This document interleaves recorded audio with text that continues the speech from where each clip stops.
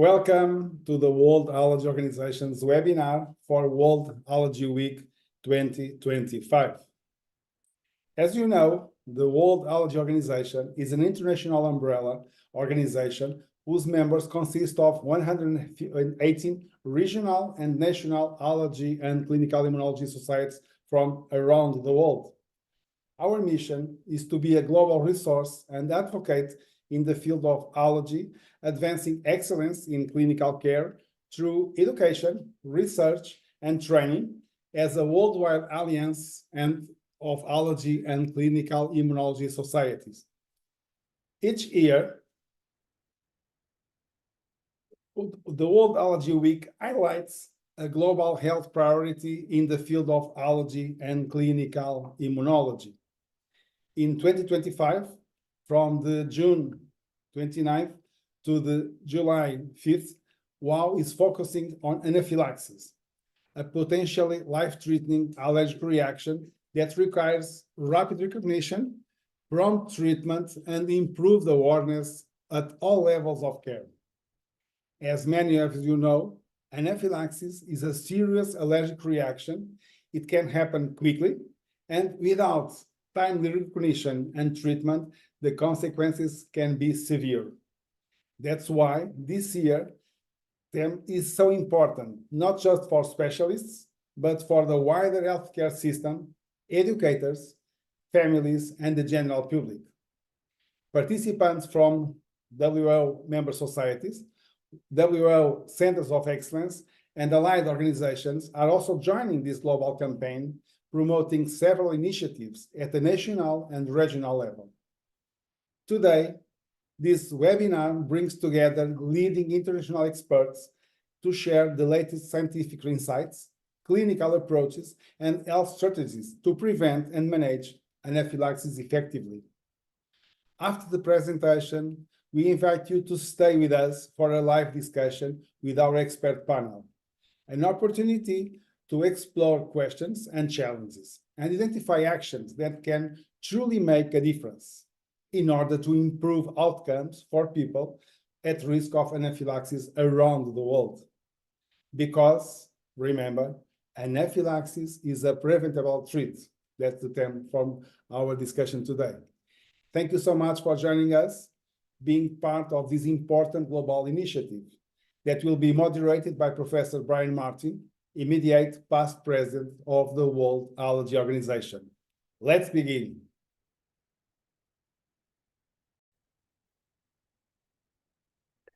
Thank you for the kind introduction.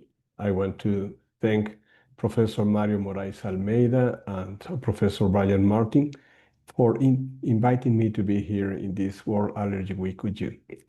My theme is about the definition and global epidemiology.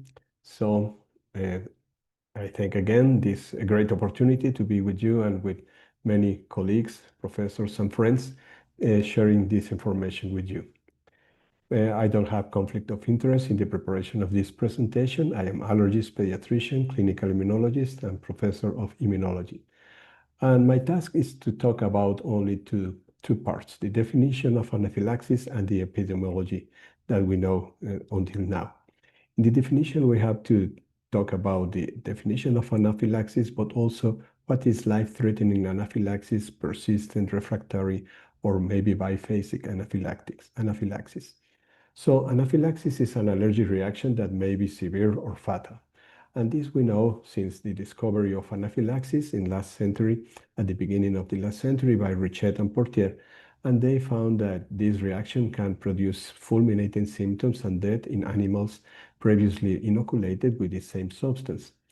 We know now that not only mast cells, but also another immunological cells like basophils, eosinophils, and also neutrophils can degranulate and can release many chemical mediators that cause the symptoms in anaphylaxis. This activation could be IgE mediated, but also non-IgE mediated by IgG, by other receptors like mast-related G protein coupled receptors X2, or another receptors for anaphylatoxins, proteases, or leukotrienes, or even not well-known receptors in physical and environmental stimuli. In the definition, there have been several definitions since many years ago, but all have in common that anaphylaxis is a severe reaction that, if not treated adequately, it could go to the patient to severe manifestations and maybe life-threatening and death. So these severe reactions has to be well recognized at the beginning. And the World Allergy Organization, since 2020, has proposed these two scenarios when the patient has skin and mucosa manifestations with also respiratory, cardiovascular, and gastrointestinal symptoms. We have to act and use adrenaline as quick as possible. Or another scenario when after the exposure to known or highly known probable allergen, the patient has hypotension or bronchospasm or laryngeal affection. So anaphylaxis can be graded in retrospective, determined only until the event is over, as grade 1, grade 2, not really anaphylaxis when just one organ is affected or two organs or more are affected, but with mild symptoms or only upper respiratory symptoms. But grade 3, a real anaphylaxis, when the mild bronchospasm with good response is presenting, or severe vomiting or diarrhea. Or grade 4, when severe bronchospasm is not responding the patient to the treatment or has laryngeal edema. Or grade 5, when there is respiratory failure, hypotension, collapse, excluding the vasovagal syndrome. And more recently, last year in 2024, this consensus proposed a definition of anaphylaxis as a serious allergic hypersensitivity reaction that can progress rapidly and may cause death. And this can involve skin, mucosa, respiratory, cardiovascular, and gastrointestinal systems. And life-threatening anaphylaxis is when respiratory and/or cardiovascular involvement occurs and may occur without the skin mucosa involvement. In this consensus, there is also a separation if the patient known or the physician known the exposure of the allergen. And these are three scenarios that could be happen when the patient not known the allergen and have skin and mucosal signs and symptoms, and respiratory or cardiovascular, and this is in sudden onset minutes to several hours. Or we know the allergen or the likely allergen that can be causing this reaction, and when two or more of these organs are affected. Or we know the allergen and we have immediately cardiovascular symptoms or respiratory, especially when there is a non-inhaled allergen as the cause. In this consensus, they also describe very well which are the manifestations in the skin, mucosal, respiratory, cardiovascular, and gastrointestinal symptoms, and also emphasize that we have to get timely proper treatment with epinephrine, with adrenaline, and can be given for patients based on clinical judgment, not to wait to have a definite diagnosis of anaphylaxis. In the anaphylaxis committee of the World Allergy Organization, we are working in a definition that could be more extensive with a serious allergic hypersensitivity reaction that progresses rapidly and may cause death, but also usually sudden onset systemic with respiratory and/or cardiovascular affection, but up to 20% of the patients without skin or mucosa involvement. And severe anaphylaxis is life-threatening, especially when affects airway, breathing, and/or circulation, and may not affect the skin mucosa or even may not have shock, just shock or collapse. So anaphylaxis, by the time we can say that could be persistent if the presence of symptoms at examination findings that persist for at least 4 hours, or refractory when the presence of anaphylaxis follows 3 or more appropriate doses or epinephrine, or biphasic when the initial symptoms or examination findings resolve, there were no allergen re-exposure, and new findings occur 1 to 48 hours after the first event. And about the epidemiology, we know that anaphylaxis affects infants, children, adolescents, and adults of any age, and the incidence is rising. But this epidemiology is the true global epidemiology remains elusive, because difficulties in recollecting and interpreting the data. Because there are variations in definitions across different regions and also presentations outside healthcare centers.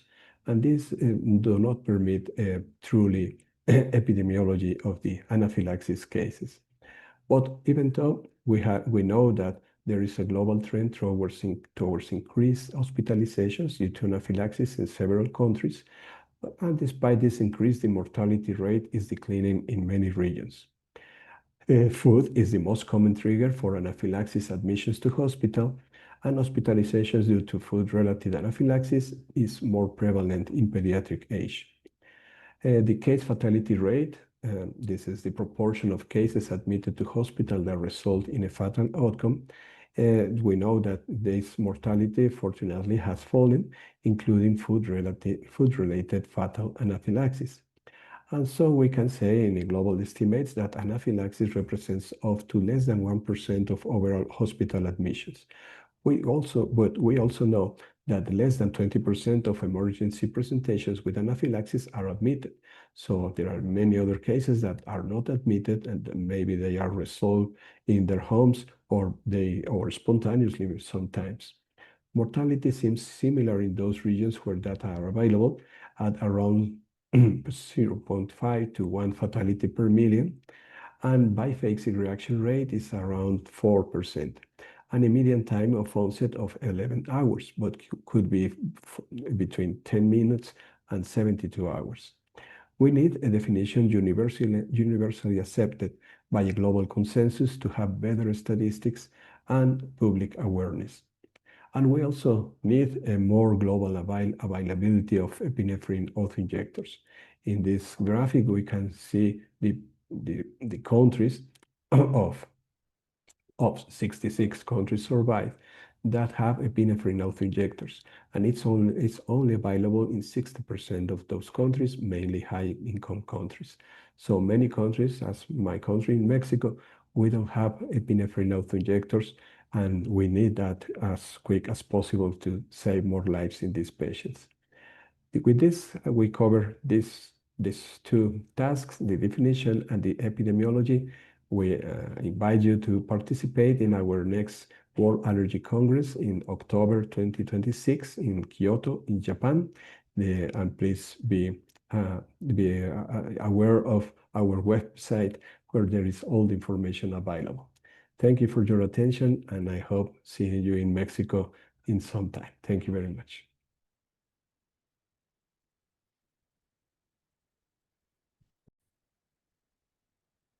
Welcome to the Anaphylaxis Week 2025. I'm Agnes Leung. It's my pleasure to give you an overview of anaphylaxis etiology, emerging triggers, and cofactors. There is often a belief that anaphylaxis is an immediate condition, and I would like to first walk you through how do anaphylactic reactions happen. Anaphylaxis is a serious hypersensitivity reaction that rapidly progresses. Often is triggered by a typical IgE-mediated pathways through cross-linking of Fc receptor-bound IgE, triggering activation of mast cells and basophils. Sometimes it may also be caused by IgGs through various mechanisms, including the formation of immune complexes that activate effector cells, including not only mast cells, basophils, but also neutrophils and macrophages. Altogether, activation of these effector cells produce mediators, of which triggers this multi-organ systemic involvement. It may cause bronchoconstriction in the respiratory tract, but also cause vasodilatation in the cardiovascular system, leading to tachycardia, hypotension. Other commonly recognized mediators include cystinoid leukotrienes, platelet activating factors, and other cytokines and chemokines. Altogether, it contributed to the life-threatening nature, which are characteristics of anaphylaxis. It's important to know what triggers anaphylactic reaction, and there may be a myth that if you have tolerated a food or a medication before, then you are probably safe. But sometimes this is not true, and we have to remember that anaphylaxis evolved with age, with time, and geography.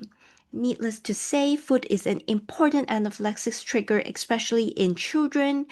But medication is an important cause as well. Typically, beta-lactam antibiotics and other pharmacological agents such as NSAIDs, biologics, and radiocontrast media, it can trigger anaphylaxis through an IgE-dependent but also IgE-independent manner. Increasingly recognized are venom-induced or so-called insect sting anaphylaxis. And in a small proportion of cases when no apparent triggers are found, we call it the idiopathic anaphylaxis.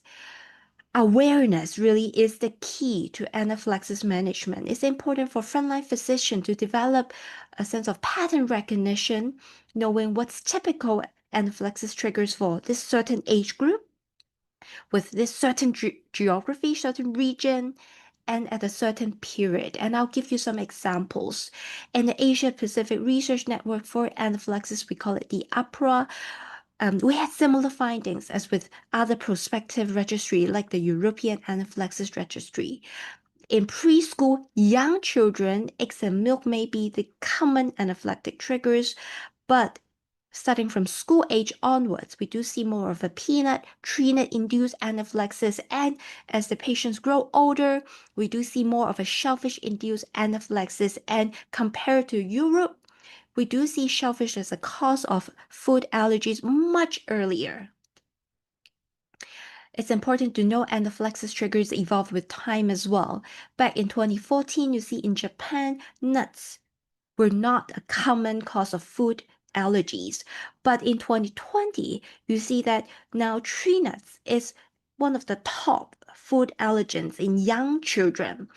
Similarly, in anaphylaxis registry in Japan, we see an increasing anaphylaxis that were triggered by tree nuts, importantly caused by walnut, but also cashew nuts, macadamia nuts, and almond. Similarly, in South Korea, we do see an increasing tree nut-induced anaphylaxis, with walnut being one of the most important tree nuts. Shared by both regions is that wheat and buckwheat are important anaphylaxis and food allergies triggered as well, something that we do not see in other parts of Asia. For example, in highly westernized cities such as Hong Kong and Singapore, peanuts is by far the most common anaphylactic triggers, occurring 1 in 5 food anaphylaxis cases. But it's remained to be uncommon in mainland China and in Bangkok. On the contrary, we do see that shellfish is an important trigger in Bangkok. It represented half of the anaphylaxis cases, but less so in other parts of Asia. Other than in Asia, we'll also see this pancake syndrome in other humid regions of the world. This is caused by oral ingestion of mites. It has been reported in Japan, in Indonesia, and in the Mediterranean regions. It's important for frontline physicians to have a sense of awareness, because you have to save the flour for examination. And when you look into the microscopy, you do see these mites running around. And by history, they may tell you that they cook a meal with flour that has been improperly stored. And really, if you save these flour, you can perform a prick-to-prick test, whereby you see that this patient was sensitized to the mite-containing powder, but not to the freshly opened powder.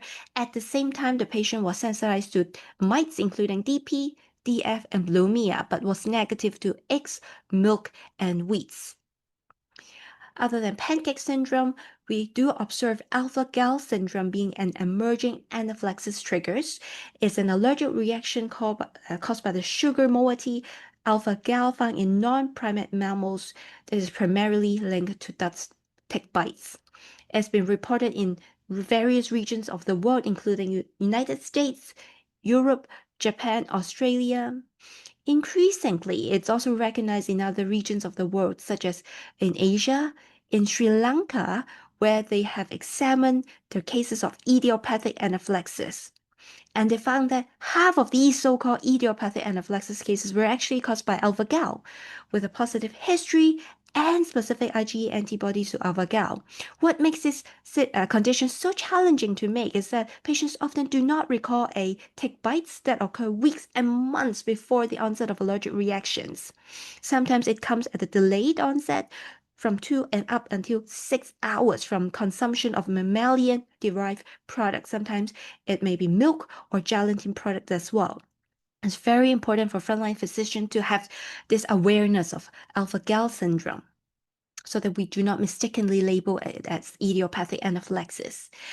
And in other regions, such as Mediterranean region, but increasingly also reported in Northern Europe and in the United States, is lipid transfer protein, what we call the LTP syndromes. LTP are heat-stable, digestion-resistant proteins that are found in plant-derived foods. Peach skin, where we found ProP3, is a major LTP, which has been reported as the primary sensitizer. It has the ability to bypass the digestive breakdown, triggering systemic and often severe allergic reactions, often augmented when there are cofactors.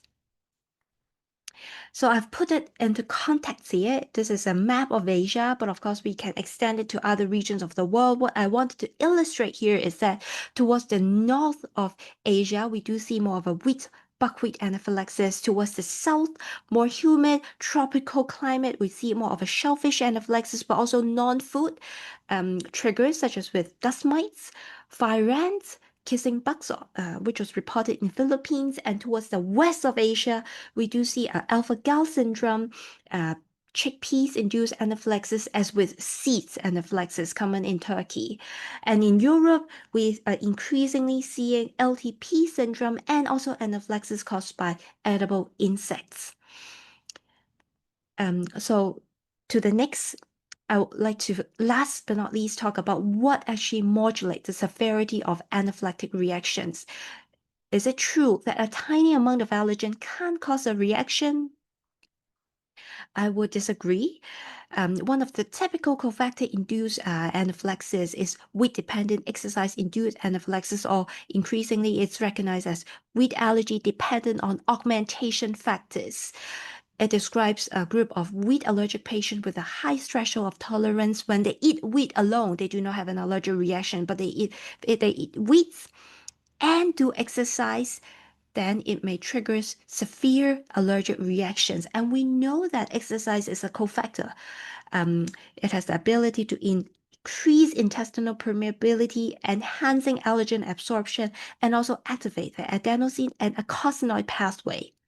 Other increasingly recognized cofactors include alcohol, NSAIDs, cannabis, and also factors such as sleep deprivation and acute infection. One of the typical examples is somebody who is on oral food immunotherapy.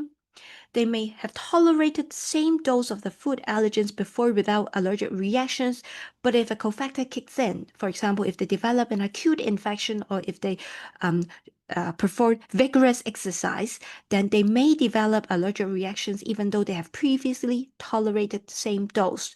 Cofactor also has the ability to amplify allergic responses, increasing the allergic severity. And it is also important for you to recognize what are the related risk factors of the patients. Age can be important mediated factors, as with concomitant diseases, such as with the presence of asthma, poorly controlled eczema, allergic rhinitis, or underlying cardiovascular diseases, mastocytosis, or if they are on medications such as ACE inhibitors or beta blockers. Overall, I would view anaphylaxis as sort of a Swiss cheese model. It's not only just dependent on the allergen characteristics, but also on the patient factors, whether they have any underlying diseases, and highly dependent on cofactors, which can mediate allergic severity. And ultimately, how you treat the patient together with the other factors modulate and determine the clinical outcomes and the severity of allergic responses. And I'd like to stop here. Over back to you, Dr. Martin, for other speakers to talk about other aspects of anaphylaxis. Thank you. Thank you for joining the World Allergy Week 2025 webinar. In the next few minutes, I would like to present some diagnostic criteria and investigations that might aid in the identification of cases of anaphylaxis. I have no disclosures. It is always good from time to time to revisit the definition and clinical criteria for anaphylaxis. And this was done a few years ago by the WAO to differentiate between mild or localized allergic symptoms and generalized allergic reactions from anaphylaxis and severe cases of anaphylaxis.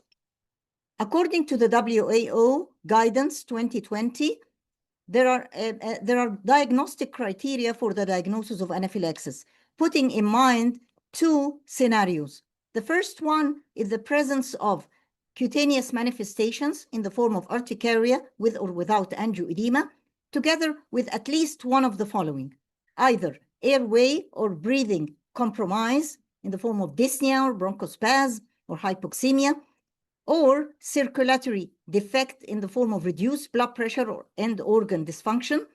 The third is severe gastrointestinal symptoms such as abdominal crampy pains or repetitive vomiting. The second scenario involves the presence of one of three manifestations. The first is hypotension, taking in respect the changes between age groups. For instance, in infants, the normal blood pressure is very low, so we have to have age-specific measures. In adults, systolic blood pressure less than 90 or more than 30% decrease from the person's baseline. The second is the presence of bronchospasm, and the third is laryngeal involvement. If any of these happen after exposure to a known or highly probable allergen for that person, even in the absence of typical skin involvement, then a diagnosis of anaphylaxis is settled. Manifestations of anaphylaxis occur most commonly in the skin in 80 to 90% of cases, and this makes the diagnosis easy. Respiratory involvement occurs in 70% of cases, gastrointestinal symptoms in 30 to 45%, cardiovascular manifestations in 10 to 45%, and neurological disorders in 10 to 15% of cases. Others include uterine cramps in females. Cutaneous manifestations may take the form of hives, pruritus, flushing, or angioedema. And airway obstruction may occur on the level of the upper airway or the lower airway. In the upper airway, it may start by swollen lips or swollen tongue. There may be hoarseness of voice, inspiratory stridor, or total occlusion of the larynx. Lower airways, usually there is cough and wheeze, which is very common, tachypnea, dyspnea, hypoxia, cyanosis, up to respiratory arrest in some cases.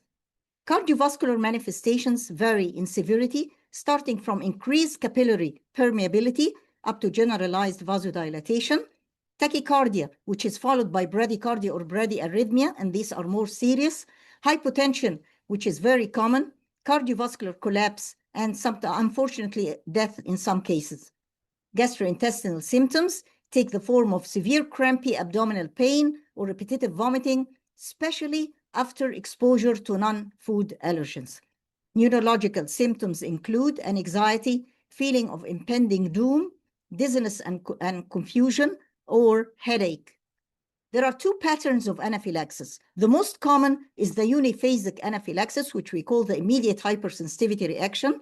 It starts within minutes after exposure to an allergen, and it resolves within 2 hours.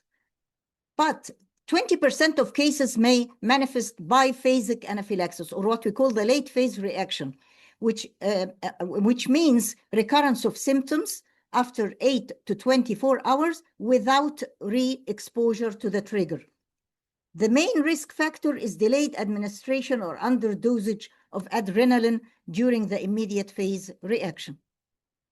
There are grades of severity of allergic reactions. Grade 1, which means mild symptoms or signs, and grade 2, which means at least one moderate symptom and sign, do not fit within the WAO definition of anaphylaxis. But the definition of anaphylaxis includes the 3 other grades. Grade 3, which means the 2 scenarios that I've mentioned. Grade 4 means treatment-resistant bronchospasm, stridor with increased work of breathing, or significant hypotension or neurological impairment. Grade 5 usually encompasses respiratory failure or arrest, anaphylactic shock, or cardiac arrest. Fatal anaphylaxis usually has a rapid onset, and it is in under-recognized cases. And usually the main risk factor is that adrenaline is underutilized. As you know, in many parts of the world, they found that only less than 24% of cases of anaphylaxis receive adrenaline as a first-line treatment. On the contrary, physicians would give them antihistamines, systemic steroids, or inhaled beta-2 agonists, and this carries the risk for fatality. We have to keep in mind that some reactions present initially with isolated respiratory or cardiovascular symptoms, and this is not uncommon in fatal anaphylaxis and is increasingly reported with oral immunotherapy protocols. So the main issue is to give adrenaline immediately after diagnosis of anaphylaxis. There are diseases that amplify anaphylaxis. Asthma comes on top of the list, but also cardiovascular diseases, monocytosis and clonal mast cell disorders are sometimes hidden, psychiatric illness, and even any allergic disease such as rhinitis or eczema. Also, concurrent medications are very important. These include beta-adrenergic blockers, angiotensin-converting enzyme inhibitors, and non-steroidal anti-inflammatory drugs. And in patients who intake ethanol, sedatives, hypnotics, antidepressants, and recreational drugs, the symptoms can be more severe.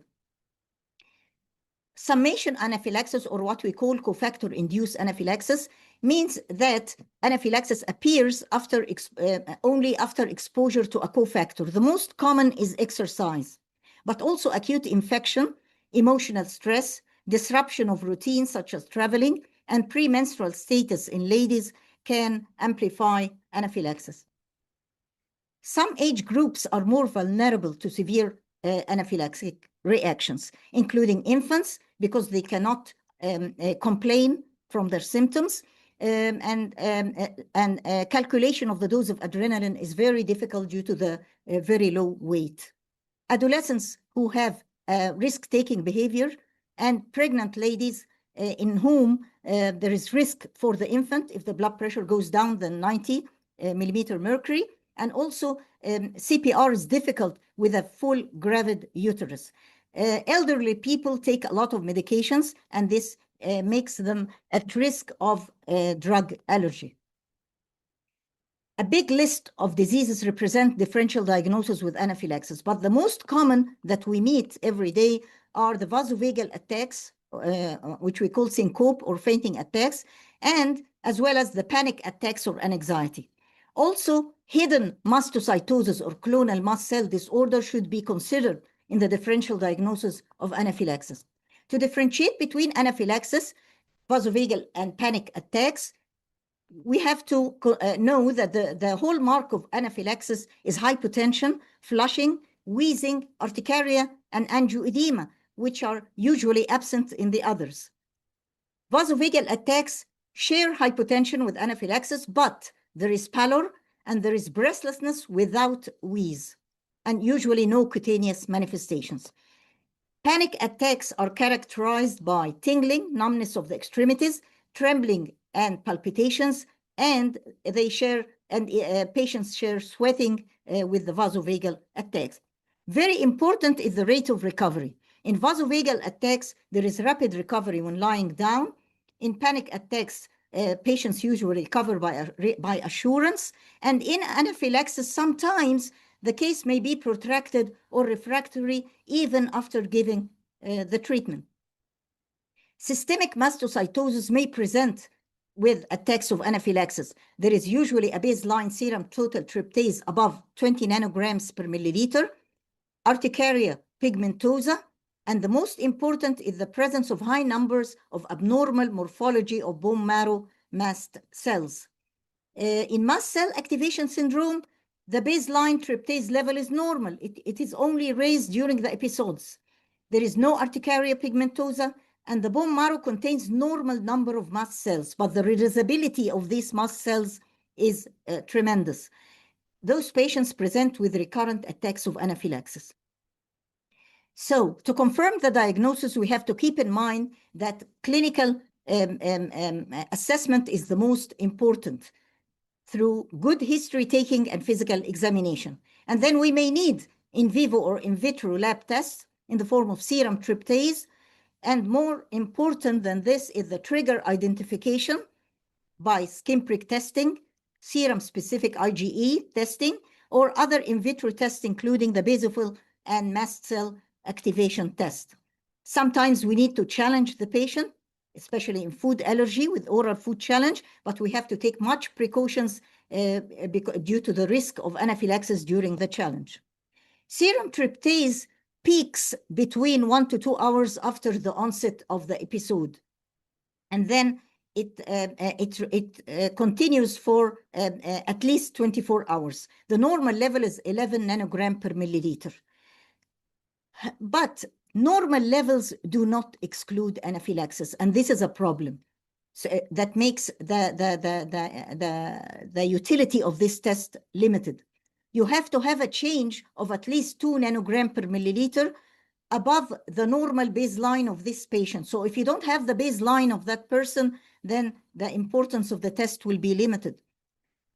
Serum tryptase is recommended to assess an underlying mast cell disorder. Not to mention that the availability of the tryptase test is limited to less than 3% of countries around the world from a WAO survey. To conclude, anaphylaxis remains poorly recognized due to lack of awareness. There are efforts from many allergy organizations to develop a standardized, internationally accepted severity scoring system. There are controversies and disagreements between guidelines that need to be addressed through more real-world research. Thank you very much for your attention.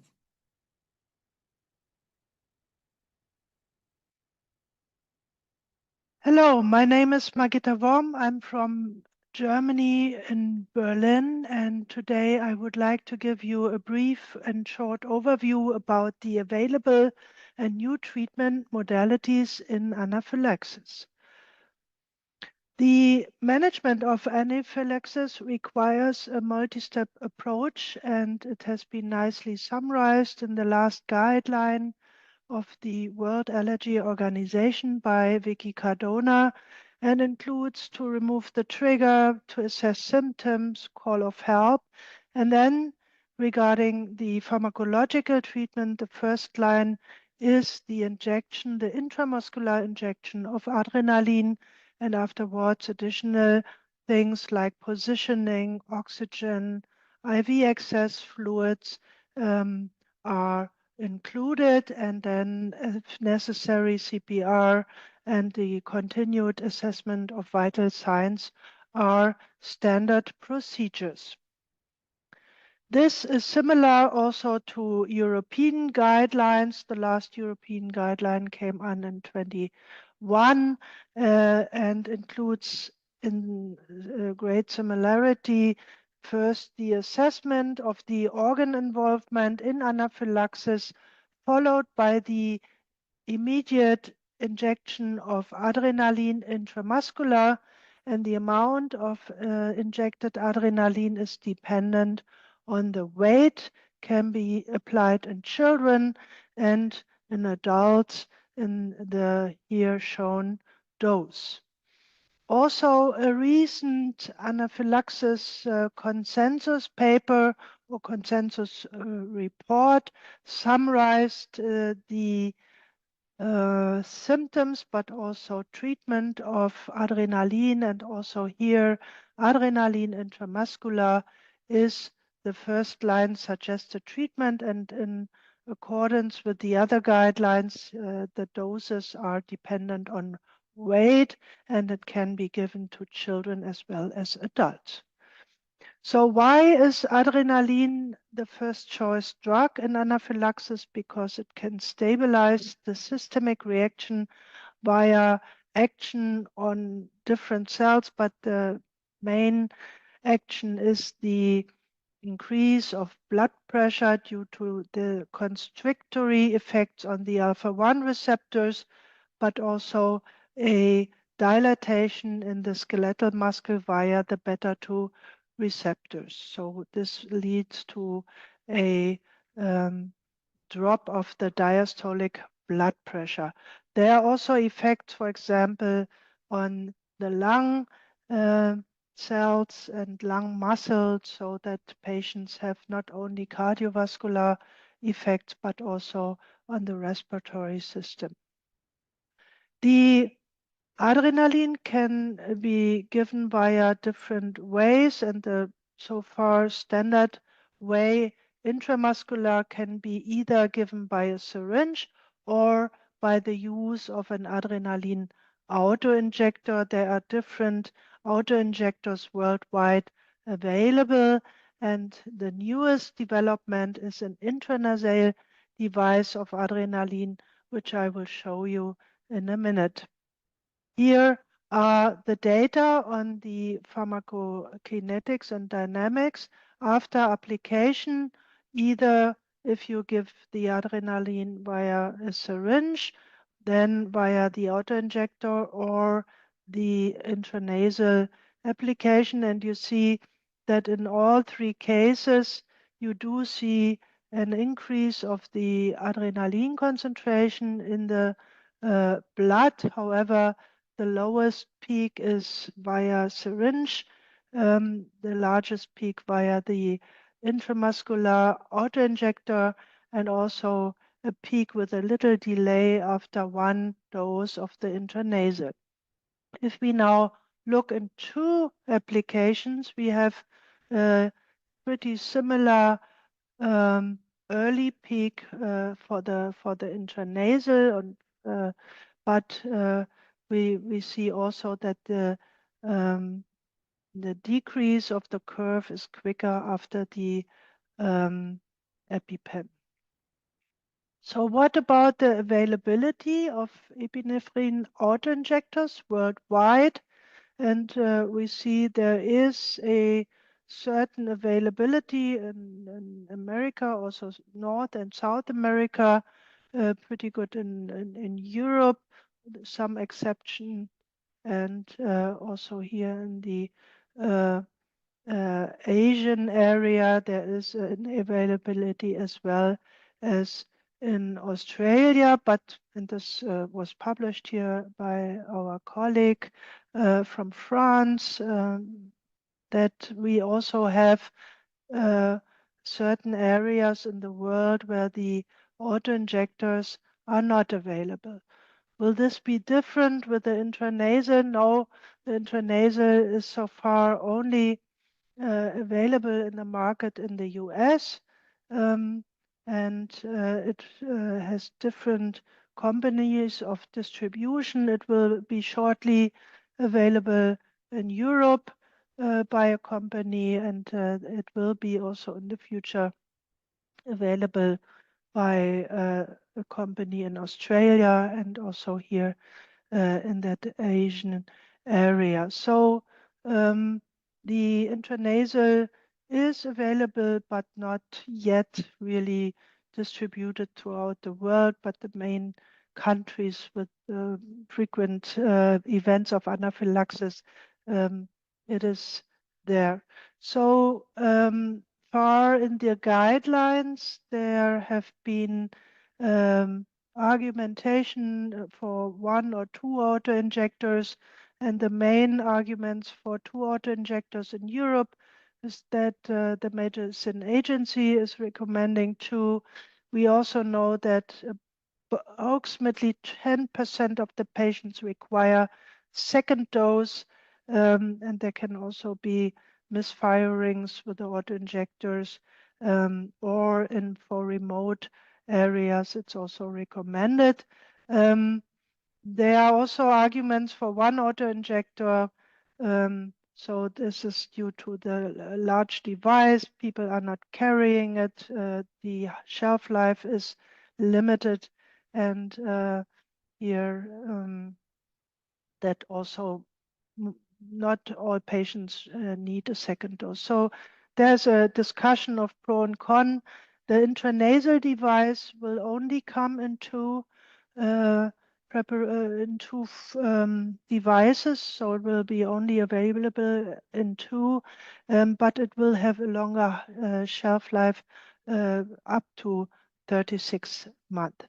So what does it mean for real life management? So far, we do know that many patients are either do not have an AAI because has not been prescribed or it's expired, or the situation, it's available, they have it, but they don't know how to use it, or there are doubts of need, fear from side effects, no training. And also some, they have it, but they don't take it with them. They keep it at home because they think it's too large. It's a stigma kind of thing. And also if they're traveling, sometimes not so easy with the security. So this is also the reason why we do see that many patients, and this is data from the anaphylaxis registry. So you see here over the last years, there has been a huge increase of adrenaline use in general in anaphylaxis. In particular at the professional level, not so much in the for patients or lay people. So here we need an improvement, and it might be that the new device without a syringe will encourage people and patients to use the adrenaline earlier. So I would like to sum up. I have shown you that adrenaline is recommended first-line pharmacological treatment and anaphylaxis, WAO guidelines, but also European guidelines and latest consensus reports. The intramuscular route is well established. There are several AAI products on the market for children and adults, and it's pretty much covered also for many areas in the world, but not all areas. The new intranasal application is now available, shows pretty good pharmacokinetics, may reduce barriers to use adrenaline in patients. And so, as I said, they are not throughout the world available. And for the future, we need to improve the knowledge of patients, but also doctors. And regarding the choice of the adrenaline, the route, there are many factors, not only the availability, but also the reimbursement situation plays a role. And at the end, it is also a decision-making process together with the patients. I thank you for your attention, and I'm happy now to discuss with you any questions. Thank you very much.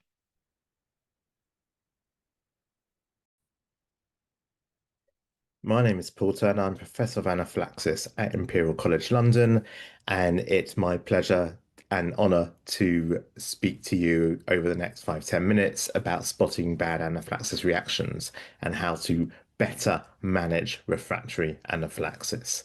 I've also subtitled this talk, When Adrenaline Epinephrine Doesn't Work. And we know that adrenaline epinephrine often works. We also know that often reactions respond without adrenaline epinephrine. Not that I'm saying that's a good thing. There are good data sets out there, including from the Anaphylaxis Registry in Europe, NORA, that over 80% of people having anaphylaxis don't receive adrenaline epinephrine and no harm appears to come to them. There are also data that we've recently looked at comparing outcomes such as hospitalizations or mortality from anaphylaxis in the United Kingdom, where there's widespread availability of free or subsidized adrenaline autoinjectors, compared to Brazil, where availability is far more limited and generally not covered except under private health cover. And there's no obvious difference, as you can see here, to suggest that auto-injectors is making a significant impact on those particular outcomes. That's not to say there isn't a role for adrenaline auto-injectors, or alternatively, other devices, other routes of administration for adrenaline epinephrine, but certainly their widespread availability doesn't seem to impact on hospitalizations or deaths. We also know, unfortunately, that it doesn't always work, or rather, that 1 or 2 doses of adrenaline epinephrine don't always work. And so in the UK setting, we know that 1/3 of our fatalities due to food anaphylaxis occur despite getting timely adrenaline. And it's probably because, as we've discussed before, allergic reactions lie on a spectrum of reaction severity, and that can vary from quite mild over here to anaphylaxis, which lies on the spectrum and is a normal but serious allergic response to an allergen, to what we're trying to prevent here, severe anaphylaxis and death. And really, we need to better identify those patients who are going to end up with severe anaphylaxis. We know from this systematic review and meta-analysis that around 1 in 10 reactions treated with at least 1 dose of adrenaline epinephrine do not respond and need a second dose. And the reason they probably don't respond is because of this. This is an example of someone who allergic to Hymenoptera venom and wasp venom has been stung in an anesthetic room, and one can see this precipitous drop in blood pressure a few minutes after the sting. Each black bolus here, black square here, is a IV bolus of adrenaline epinephrine, and there's absolutely no obvious clinical response until here at 40 minutes out that a noradrenaline norepinephrine infusion is started. Simply because if one is having anaphylaxis, one requires significant fluid resuscitation and epinephrine adrenaline exposure in a safe way if that reaction is severe. And a single dose or 2 into a muscle is not going to do the trick for a reaction of this degree of severity. Now, we have written various reviews over the last few years in terms of this entity called refractory anaphylaxis. And without going into detail, there is general recognition now that a suboptimal response to adrenaline epinephrine is a useful indicator of severity. We know people don't always treat with adrenaline epinephrine. We know most reactions get better with 1 dose. But if the reaction doesn't improve, then that really is a very good marker of needing to call for urgent help and to escalate treatment. And during anaphylaxis, we've demonstrated what happens is there's a reduction in the venous return, the blood volume coming back to the heart, which means the heart doesn't pump as much. And to compensate, the heart pumps faster, so less volume more often, and that's how cardiac output is maintained. And that's exactly what we see here in this study, where a single dose of adrenaline had little effect on stroke volume. As you can see here, the red line, patients who got adrenaline, the blue line, the same patients having a similar anaphylaxis reaction, not treated with adrenaline epinephrine, and no difference between the two. The only difference we saw was an increase in heart rate, and because cardiac output is a function of both stroke volume and heart rate, cardiac output is maintained. But if you don't manage to compensate through that increase in heart rate, or if your stroke volume venous return is significantly compromised, that doesn't happen. And we've seen that both in animal models, such as this one from a Canadian group looking at canine anaphylaxis, where bolus epinephrine didn't hasten recovery. In fact, bolus epinephrine via any route, intravenous, intramuscular, or subcutaneous, didn't hasten recovery, wasn't associated with an increase in cardiac output. The only route that was a continuous adrenaline infusion. And interestingly, that resulted in a lower total amount of exposure to adrenaline epinephrine in those patients. And now our human data as well to suggest that this is the right way forward, at a low dose peripheral intravenous infusion in those patients refractory to initial intramuscular adrenaline is the way to go. That is why these algorithms, such as this one from the Resuscitation Council UK, strongly suggest combined treatment with fluid bolus and adrenaline infusion. And the question is, where do we push the button? At what stage do we escalate from our normal anaphylaxis protocol to refractory anaphylaxis? And this is the answer: when there's no improvement in symptoms or features despite 2 appropriate doses of intramuscular adrenaline. That's when you need to urgently call for expert assistance, as it says here, and follow these routes in parallel. Intravenous fluid resuscitation. Adults, for example, can need 3 to 5 liters of fluid resuscitation because of the impact on stroke volume and venous return coming back to the heart. And start a low dose adrenaline infusion. If we don't know how to do that, call for someone who does. Every hospital should really have an anaesthetist or subcritical care specialist now who can do this, particularly after COVID. And it's this how we're going to improve outcomes from severe anaphylaxis. Earlier recognition, because 2 appropriate doses, appropriate in terms of dose amount and also timing, have failed to result in complete resolution. And there are ongoing compromise for airway, breathing, or circulation. And that's where we need to follow this protocol. So thank you for your time.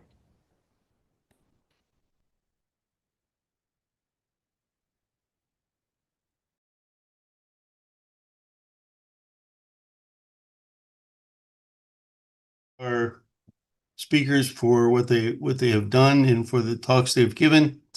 And now we'll move to the panel portion of our presentation. And the way I would like to do this as moderator is I'll ask a question, and I may or may not ask one of our panelists to answer the question, but this is truly a discussion. And by that, I mean we should be able to interrupt one another. Everybody here knows one another. And so, if somebody has something that they need to add to the discussion, please do so.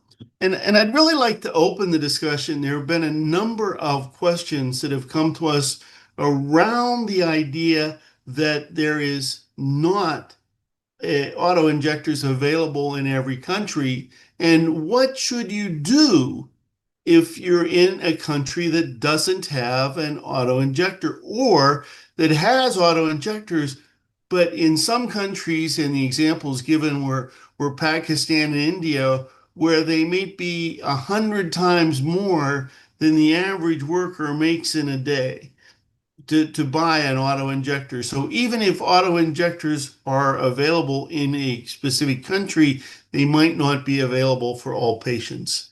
So what should we do? Actually, in our country, we don't have auto injectors at all. And we use the ampoule and syringe for the patients. We draw the proper dose in a syringe and then cover it with foil paper, and we put it in a hard case, say a pencil case or an eyeglass case, and give it to the parents or the caregivers so that they can use it on demand when they need. Usually we put 2 syringes in each case, just in case the child didn't respond to the first injection, he can take the other one. So we are making our own auto injectors.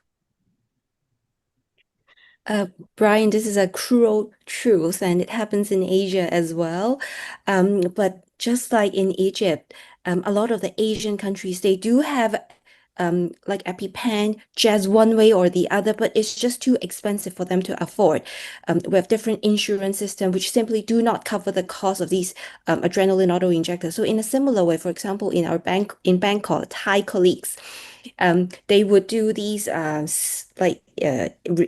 refilled syringes, which has been filled with adrenaline. But then the downside is that they have to go back to the hospital to change it every 3 months because the color change, the stability, it's impacted, especially in hot weather. So we are still trying our best to protect our patients in the best way possible, but we still encounter a lot of hurdles, and we need all of your help. Yeah, because I think if I may, Brian, I think this is a very problem. It's a great problem all over the world because nowadays, okay, you have a new device that can be used by international, and we are more than happy to have it. And okay, it's important because people sometimes are afraid of the syringes, but for the majority of the people in the world, they don't have anything for the moment. And probably in the next years, also the devices for international use of adrenaline, it will be not available. So I think it's really a time to act, and also to have some collaborations, also to participate also with the authorities to do something to change the situation, because in the last decades the situation is maintained like this. Even as we speak, there are more questions coming in about adrenaline. And so I want to stay on the adrenaline topic for just a moment. And the one of the questions is if adrenaline half-life is very short, can we explain how the correct dose of adrenaline prevents a biphasic reaction? The Holt, half-life, go yeah, ahead. it is not that short. The half-life is not that short, not just 1 day or so. We can keep the adrenaline for 3 months, as Agnes said. Sometimes in very hot weather, we would change the syringes every 2 months, not 3 months, because we are afraid of the exposure to heat in the summer of some of our countries. But don't worry about the late phase reaction, because the half-life is not that short. It works. Yes, and the use of adrenaline will prevent also the biphasic reaction. This is very important. And I think, if I may, also very important, there are no formal contraindications of the use of adrenaline, starting on infants, going through the oldest adults, and also during pregnancy, because you know that is a very, very, very tricky problem to deal with anaphylaxis, namely in small children, in infants, and also in pregnancy. But it's important to recognize and use it, because there are no contraindication. Also, in this case, there can be severe cases. So there again, staying with epinephrine or adrenaline for a moment, when do we decide to use epinephrine? And the question specifically is, if we have a mild case of anaphylaxis, should we use adrenaline right away or wait for a moment? To be in the safe side, I would use epinephrine immediately. If I give the epinephrine and it was not needed, the harm is much, much less than postponing the start of epinephrine while the case is serious. So I would advise that once the diagnosis of anaphylaxis is done, to give epinephrine. And I would concur, especially if you're in the community, or even if you're in an emergency setting, where you are further away from the intensive care unit, as with what Professor Paul Turner has mentioned, in refractory cases, for example, it doesn't work after 2 doses. You really require an intravenous adrenaline. So why don't we just give the first shot, especially when we're in a setting that are not as equipped? I would say in sort of like a research setting, or if you are already next to the intensive care unit or in the intensive care unit, sometimes it does happen with, for example, oral food challenges, then we may have like sort of a higher threshold, but still I would err on the safe side and give when they have symptoms of anaphylaxis. And then one more question about adrenaline, and there is a question about the differences between intramuscular adrenaline and intranasal adrenaline, and how that may differentiate the way it works. We expect the intramuscular adrenaline to work faster. So this is very good in emergencies. But the intranasal epinephrine, the dose is higher than the intramuscular, so that if the absorption through the nasal mucosa is less than the intramuscular, it will still work. Not to mention that the pain is much less, because intramuscular epinephrine is painful, but the intranasal, it is less, the adverse effects are less. So I would give the intranasal epinephrine if I have it in hand, but I will keep my patient closely monitored. If there is no enough response, I would give the intramuscular. And if I may, please do not use the subcutaneous route, because the levels will be lower the time to get the level to be higher. So please do not use it, because also it's very common all over the world to use it like subcutaneous. Subcutaneous, no. Thank you, Tho- Mario. Very good remark. Very important. Those of us with gray hair who are of a certain age were trained to use subcutaneous epinephrine, and that was wrong. Yeah. So, Mario, thank you so much for what you say. It's IM has been shown to work much better. Do not give subcutaneous epinephrine, give IM epinephrine.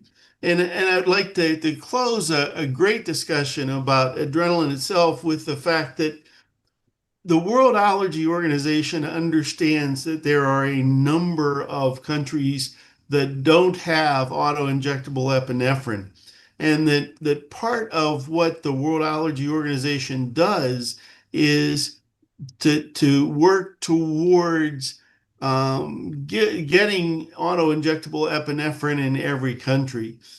So this is part of what we're trying to do with some of our with the journal, with some of our articles, and that this is part of the overall mission of the World Allergy Organization. So we're going to change now from epinephrine, and I want to go to idiopathic anaphylaxis. And there's a question regarding idiopathic anaphylaxis, how we treat it, what the duration of treatment is, and I would add, and this is from me, how do we identify idiopathic anaphylaxis, and how do we deal with the patient who comes to us with idiopathic anaphylaxis and try to move that patient from idiopathic to a known trigger? First, we have to investigate the patient well to look for the triggers. By all means, take a very good history, a thorough history, and then go through investigations such as the skin prick testing, specific IgE, and so on. Sometimes we do not reach a trigger. This doesn't mean that there is no trigger. Maybe something that we cannot identify in our center, for instance. In that case, we go on with the treatment according to the guidelines, and we provide the patient with epinephrine to use immediately. Also, we have to exclude first the presence of systemic mastocytosis or mast cell activation disorders before we go into a diagnosis of idiopathic anaphylaxis. I would totally agree. History is still very important together with physical examination. Sometimes they may not be aware that they actually have a poorly controlled allergic comorbidities, and you only identify it after a careful history and a physical examination. And after excluding, performing a comprehensive investigation, then you call it an idiopathic anaphylaxis. I am inclined to a sort of like a precision diagnosis, that you only prick what you suspect the patient may be allergic to. In a small proportion of so-called idiopathic anaphylaxis, sometimes we do or may need a more extensive workup and use sort of like a multiplex panel just to see if they may have some unidentified allergens that may possibly trigger the allergic reactions, but not in all the cases, just in certain cases that you may have some clues and you wanted to identify it. But I would still think the management is otherwise the same. Yes, So- and Brian, you remember that when we were trained a long time ago, we studied with books that tell us that, okay, almost half of the situations it was not possible to identify a cause. Nowadays, it's our experience in our department, more than 90% we can identify the cause. And this is quite different because for the moment, when I'm in an emergency room, I'm in the community, I have someone with anaphylaxis, the treatment will be the same. I think it's important, whatever it is, idiopathic, is a drug condition, is a food allergy condition, we're going to treat. But then we must send to a center to be studied. We know also that in some countries we don't have this kind of, the specialty is not in all over the world also, but it's very important to study the patient with appropriate methods that also referred also by Helen and for Agnes, and to try to identify. Is something that we are like a detective looking for the case, but in almost all the cases it's possible to identify the cause and to have also some alternatives. In some cases also offer some treatments that can almost solve the problem. I agree, Mario. I've heard somebody who's said it before. If you think it's idiopathic now, just put it in the box. Remember this case, and you may see similar cases in the future. And with a collection of cases, then you may identify a pattern, and eventually you may identify the trigger. So just put it in your box. Remember these cases. They are all patients or your teachers. Yeah. Thank you, Agnes. It's like this. That both of those ideas are very good ideas about idiopathic anaphylaxis. And what really rings true to me is that every year that goes by, we have fewer and fewer cases of idiopathic anaphylaxis because we learn better and better ways to identify potential triggers. And so, Mario, I absolutely agree with you that as we go along, we are identifying or becoming much better at identifying triggers. But let's move now to exercise-induced anaphylaxis. And the question that was written is it only wheat or it can be other foods? I can start. So I have only given an example of a wheat dependent exercise-induced anaphylaxis, but in fact, it can happen to a lot of other foods. Shrimp is very common, as with other like fruits as well. And drugs sometimes can happen in a similar way. Essentially, it's not an exercise-induced anaphylaxis. It's just somebody with the food allergies or drug allergies, but they have a much higher threshold of tolerance. So sometimes they do not react when they eat a low dose, but when they eat a higher dose and do exercise at the same time, then they trigger the sort of a severe reactions. I totally agree with Agnes that there should be 2 or 3 hours before the exercise with no food at all. In our area, in the Mediterranean area, we have vegetables, especially celery, which is, we have a lot of cases of exercise-induced anaphylaxis from this. And some of our athletes will never respect the idea of stopping eating before 2 hours before the exercise. That's why they fall in attacks. Yeah, and I agree also because also Agnes talked about the LTP, and for instance, in our experience, of course, we have with condition of anaphylaxis dependent on digestion of food, but more and more we have LTP situations. But also once you can have also exercise-induced anaphylaxis that is not food dependent, and the exercise can be a cofactor in terms of the reactions. And in some cases, to complicate the situation, the athlete only gets the reaction because at the same time, with a severe pain in the knee, it takes an anti-inflammatory drug. And that's the reason why we know that the cofactors is a world. And in some cases, I agree with you, Agnes, well, let's think about the case, let's take all the information, and probably by the end of the day, it's possible to identify the cause. Because for the people, but I eat this with no problem. I perform exercise with no problem. I eat this and do the exercise, but in that day, it was recovering from a viral infection, take some pills because there was some pain in the body, and it can happen, the anaphylactic reaction.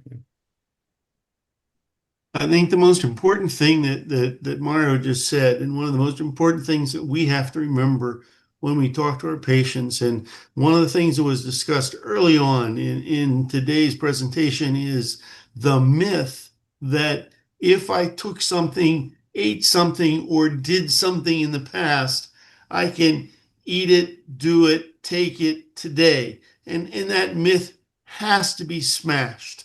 When we see our patients in the office, we have to be willing to be the detective and really try to peel away the layers to get to what's actually causing the anaphylaxis. And if we don't do that, we may inadvertently put somebody in the idiopathic box that doesn't deserve to be there, that should be in a different analysis. Mario, you look like you have something else to say. No, and I also to ask, because Agnes talked about it, you can have an immunologic situation that is the reason why, but it can be IgE or non-IgE related. And in some cases, people with less experience, try to do some analysis. It's not milk because the analysis is negative, but it can be the milk. Do you like to explore this, Agnes? Yeah, exactly. So other than IgE, there are a lot of cases that are no, not as many, but some proportion that are IgG or other immune complexes, as what you have mentioned. Drugs are commonly non-IgE mediated pathway. So even if we do an IgE to a like a beta-lactam antibiotics, which comes back negative, it doesn't exclude that they have an antibiotic allergy. So you really need to go deep. The history may tells you they may behave slightly differently as with the timeline, as with the history. You do sometimes it comes down to a challenge. So that's why that makes our job so interesting. We are detectives, we do challenges. It's a very interesting space. I may also add that there are cases with physical factors, direct disruption of the mast cells without any immune-mediated reaction, such as the cold, the pressure, the vibration, and the solar exposure. So we really have to work as detectives and take a very good history in order to reach a trigger. I'm going to change topics again, and I'm going to go to polyethylene glycol, or PEG. And in America, at least, PEG came to the forefront as a potential allergen when the COVID vaccine first became available and had PEG in it. And so one of our questions is, PEG seems to be everywhere, and PEG-related anaphylaxis is rare, but can be severe. So is there any non-invasive blood test for PEG anaphylaxis, or to look for PEG anaphylaxis? Actually, there are no specific way of testing for this for vaccines, but we have to keep it in mind. Any setting, any medical setting should contain measures to combat anaphylaxis. We should be ready all the time to face anaphylaxis with any injections, not only vaccines, with any maneuvers that we're doing. So I think this is the main point, is to be ready. Yeah, during the COVID era, what they did, especially in America, was test the patient with the same drug, for example, methylprednisolone containing the PEG, and with methylprednisolone of another brand that didn't have the PEG, and to see if the patient really are allergic to the PEG or to the excipient. So that's the only way to really make a good diagnosis. But even then, I don't think it's not definitely not an easy way to diagnose.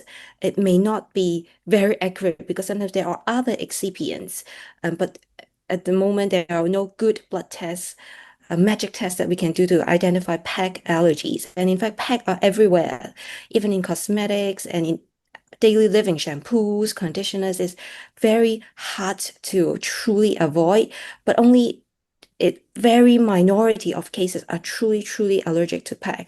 Of course, we have to be careful, but I think history together with some the test that I've just mentioned may help some proportion of our patients to make a good diagnosis. So if I can jump in for a moment with the American perspective and the American experience, was when the COVID vaccine first came out, we were really worried about PEG, and we tested people to PEG, and then we realized that the testing was really pretty useless. And then we started to give split doses of the vaccine, and we had no reactions. And finally, we just started giving the vaccine and saying, yeah, if they anaphylax, we're ready to treat it. And you know, we had no problems. So PEG is indeed everywhere. PEG is potentially a problem for the oncologist, but doesn't seem to be much of a problem for vaccines. Would you agree or disagree? I agree. Totally agree. Totally agree. We have a lot of experiences also during the COVID, and it was possible also to vaccinate the people. Of course, from the beginning, we'll try also to do the test and so on, but it's okay. In some cases, we also split the dose, but it was no problem to do it. And I totally agree also with Wilhelm. We must have the conditions to treat any reactions. And it's true also to any vaccine that we use also in children. We have the conditions to monitorize and also to treat as soon as possible once again. Fortunately, they are not so common. Yeah. We need to remember that 1 in a million doesn't mean it never happens. Of course. that even things that only happen once in a million doses will happen eventually. Yes, but something that occurs 1 in 1 million, do not put 1 million on the excitation side. Exactly. Yes, Exactly. that's a problem. That's a problem. So we're starting to run out of time. I see that it's 9:20. We're going to end at 9:30. And we have several questions that I still want to get to. And one of the questions, and I think this is a really important question, or a series of questions have come in asking about systemic steroids in anaphylaxis and what the role of systemic steroids are in anaphylaxis. And I will give that to the entire panel and say, who wants to go first on that one? I would go first because in my country, most physicians would give only steroids. And when the patient doesn't die, they say, it works. See, it works. No, it does not. It is just that you are lucky enough that the case is self-limiting. They give some give the steroids on the assumption that it will prevent the late phase reaction, but you cannot make sure of that. Most cases with late phase reaction did not receive the epinephrine early. So I'm not with corticosteroids. I'm not strongly, I do not say it's contraindicated, but in the meantime, it will not solve the problem, and adrenaline is the main issue. This is how I see things.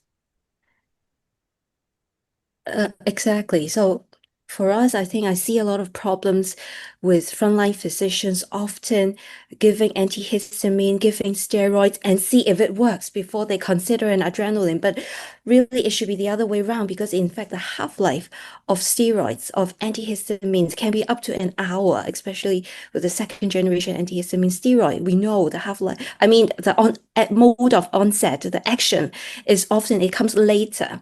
So if the patient is already anaphylactic in front of you, having breathing difficulty, and the blood pressure is dropping, and if you are still waiting for it to work, it's not going to work. So you really need your adrenaline.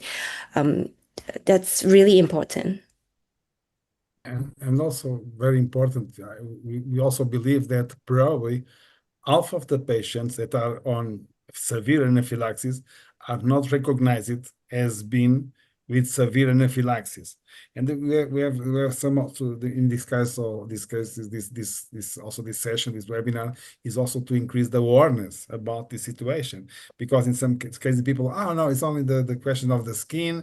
Okay, with some angioedema, I'm going to do the steroids because of the angioedema, but do not understand and not evaluate sufficiently the impact in terms of the systemic reaction. And that's the reason why in some cases people believe that, okay, it will be possible to solve it with adrenaline, with the corticoids and antihistaminics. And also that's something that came from the past. People believe, okay, I'm going to give steroid because it's really important to prevent the biphasic reaction. The late reaction is not true. What prevents the late phase reaction is the use of adrenaline. So let's move and let's look to a good protocol and to recognition of the symptoms. Also, to mention another problem that we have also in the south of Europe, here we eat snails. It's something that not all over the world. And in some cases, snails can induce severe anaphylaxis, namely in patients with asthma. And in some cases, there are some fatal cases because people who are not treated for anaphylaxis were treated for a severe asthma exacerbation. And this anaphylactic reaction do not respond to bronchodilators, do not respond to steroids. And if you want to try to ventilate these patients, it will be the hand of the patients. So is one of the criteria of diagnosis is if you have a suspected allergen, and you can have also reaction only in the lung, only in the cardiovascular system, it is anaphylaxis. We must spread this knowledge all over the world. Also, there is a problem with the intravenous antihistamines that are used frequently. They lead to sedation, and the patient gets confused, and we cannot differentiate between neurological involvement and the antihistamine. So I would not advise anyone to give intravenous antihistamine during an anaphylactic attack. This can be very misleading. Yes, but also for the moment, we only have sedating first generation antihistaminics to inject, so it will be the condition. Probably in the near future, we are going to have also a non-sedating antihistaminic to be used by injection, but it's not the first choice in terms of the treatment of anaphylaxis, for sure. Even as we were answering this question, another question came in, and this question posits, so we've had a patient with anaphylaxis, we've treated the anaphylaxis, we're about to send the patient home. Do we discharge the patient with antihistamines and steroids, or do we discharge the patient only with adrenaline or with epinephrine? After resolution of the acute episode, we can give the antihistamines to alleviate itching as symptomatic treatment, and we can give steroid in that case. But still, the patient should have in hand a second dose of epinephrine, so that if a late phase reaction comes in, should inject himself with epinephrine. I would agree. I'm a pediatrician, so a lot of the time, actually, they got admitted to the hospital and get observed for at least 6 hours. But so I would say, if it's a severe case, especially in young children who do not express themselves well, then do consider a longer period of observation. And if you do discharge them, I would say it's important to give them an adrenaline. You can be the first to actually prescribe an adrenaline and wait for the allergist to do a more like thorough evaluation to identify the cause. But this should be part of the management, the post-discharge management. I agree. Mario, do you want to say anything regarding that? No, sorry to return to also to the devices to auto injection of adrenaline. Please be certified that the patients add the device with them, because in my experience, they come to the consultation. Where is your device? Oh, it's not here. Oh, is where? Is in the car? No, it's in my house. It's in my office. So please, we know that the availability of these devices are not so available all over the world. But for those patients that have the auto injectors, that have the ampoules with also the support from our colleagues all over the world, please be sure that the patients or the caregivers add the medication with them. So it's 9:28. Two things. One is it again, I want to end it at 9:30. So we'll have time for one more question. And before I take that question, or before I start that question, though, I want to remind everybody to take the survey, to take the webinar evaluation at the end of our webinar. And the question I would like to end on is the epinephrine in the schools. So in the school setting, what is the best way to have emergency epinephrine available for patients who need it in the school setting? To start by education of the school staff and all the everyone is present in the school should know how to inject epinephrine, especially in countries that do not have auto injectors. So we have to raise the awareness, because many schools refuse to, in my country at least, refuse to inject the epinephrine. They think that it is a serious drug, and they say that we will refer the child to a hospital or to an emergency department to take the epinephrine. So it starts by education and awareness. Same with my part of the world. They're very reluctant to actually keep an EpiPen, adrenaline auto-injector in the school, let alone use them. So I think we need to enhance our education. It's a preventable threat. I also agree. We have a program in our schools. In every schools, there are at least two from the two. There are the owner is the school two kits of auto injectors, and for each children that are not notified with that being with anaphylaxis, 2 more kits. So devices. So it's important because, but at the same time, it was also important to have a disclaimer that there are not the educators, the teachers are not health professionals, and so there are some concern from the beginning. Oh, but if I use it on the wrong way, and there's a disclaimer that it's possible to have some accidental, not to inject intramuscular, but to inject subcutaneous and so on. It was not it cannot be the responsibility of the teacher of the education community to get the responsible as it was a health professional. But education. I totally agree. Yes. In the United States, it's interesting that in some of our schools we have school nurses.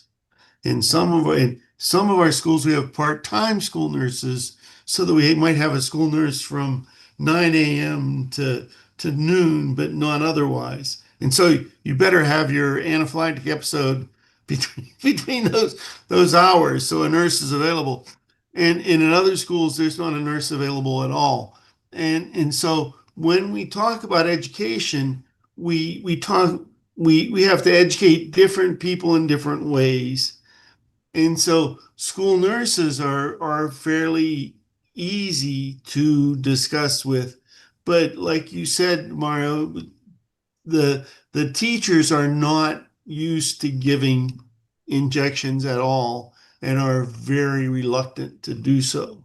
And so education has to be done in a very broad way. So we are now at 9:31, or 1 minute over when I promised we would be done. And so if those of you who have questions and they were not answered, I apologize to you. To our panelists, I want to thank you for an incredible discussion for the last half hour. And that I think that it's been very enlightening and very helpful. And so at this point, I would like to conclude our webinar on anaphylaxis with a reminder again to please take the survey, the webinar evaluation at the end of this webinar. Thank you for your attendance. Thank you to the panel for your participation and for your guidance. It's been very enlightening. Thank you.